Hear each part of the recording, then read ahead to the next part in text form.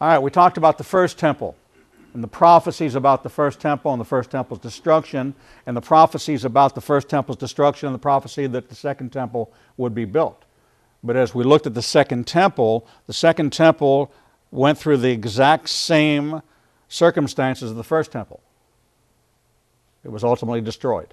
It was defiled and then it was destroyed. It was first defiled by Antiochus Epiphanes. It was ultimately defiled by the Romans, who tore it down to what we see today, which is the only remnant of the temple itself. There is no remnant of the temple itself, but the furthest outer wall, the western wall, called the Wailing Wall, the Kotel, is the furthest outer wall that remains. When we go underground, you'll see where it was built up over the centuries, and there's a big black line that is a demarcation of what Rome added to.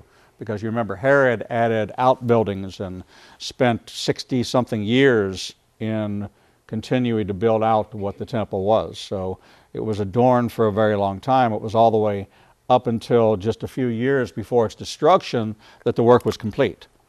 So the temple had the same pattern as the first temple. The second temple was dedicated, sanctioned by God, whose presence came in, His glory came into the temple. Sacrifices were made. It was then defiled by man. Ultimately, it was destroyed. And so they did it in the same pattern where they removed the treasuries and the gold and the silver. Then they began to remove the furniture. And finally, they destroyed it to the ground. So now we look at the next temple. And it's the first of the two prophetic temples. Now, most teachers will tell you there are 3 temples of the Bible. There's actually 4 temples of the Bible.